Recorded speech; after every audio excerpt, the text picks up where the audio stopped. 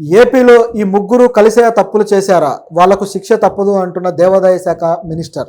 Yes, తెలుసు కదా, గత కొద్ది రోజులుగా వైరల్ అవుతున్న కేసు విజయసాయిరెడ్డి కేసు. ఈ కేసు విషయంలో వీళ్ళు ముగ్గురు కలిసే తప్పు చేశారు, శాంతి, విజయసాయిరెడ్డి అలాగే సుభాష్.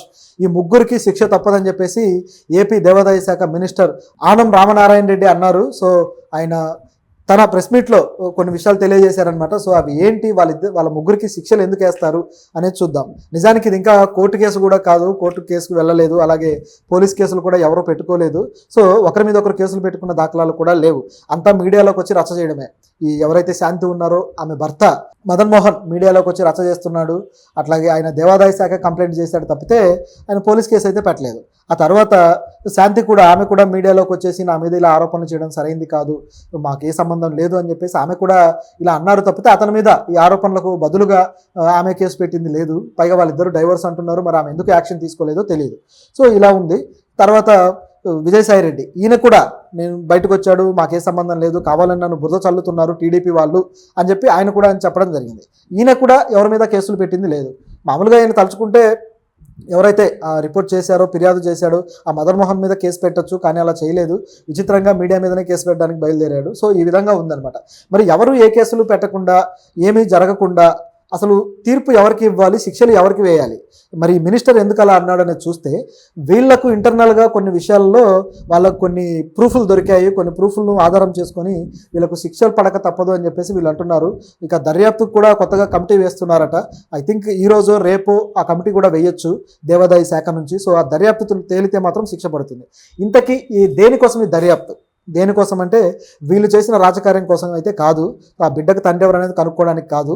దేనికోసం అంటే వీళ్ళు చేసిన దేవాదాయ శాఖను ఉపయోగించుకొని ఏదైతే చేశారో ఆ అవినీతి కోసం, ఏవైతే డబ్బులు దండుకున్నారో ఆ డబ్బుల విషయంలో వీళ్ళు ఇప్పుడు యాక్షన్ తీసుకోబోతున్నారు.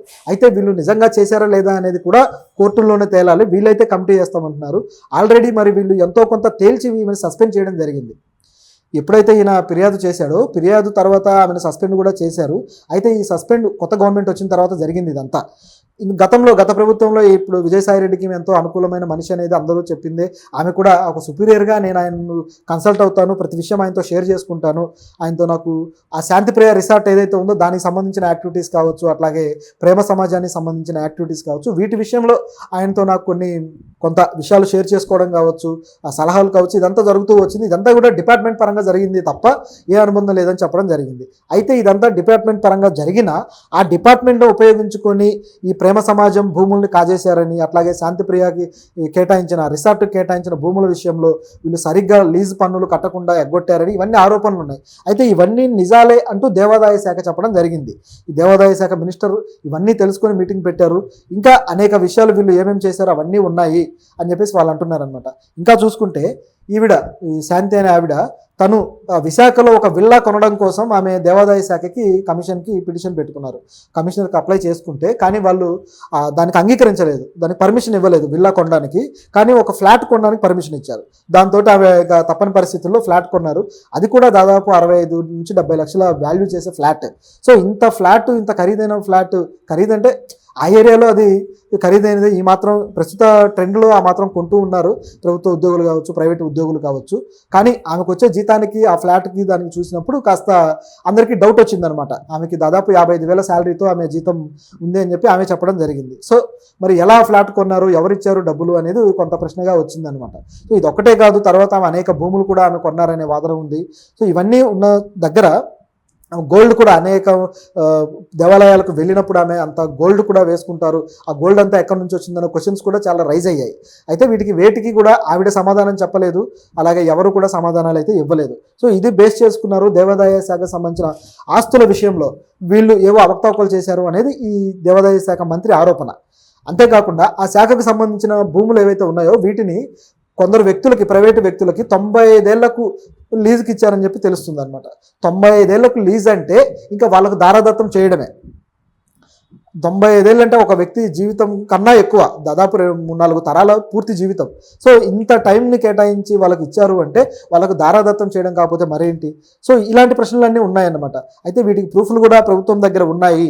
దీనికి కమిటీ చేసి మరిన్ని ప్రూఫ్లు సంపాదిస్తామని చెప్పేసి ఈయన చెప్పడం జరిగింది మంత్రి గారు. సో మరి ఏం కమిటీ చేస్తారు, వాళ్ళ మీద ఎలాంటి యాక్షన్ తీసుకుంటారు అనేది ఇప్పుడు చర్చకు వస్తుందన్నమాట. ఇందులో సుభాష్ కూడా ఒక పాత్ర ఉందనేది మరొక విషయం.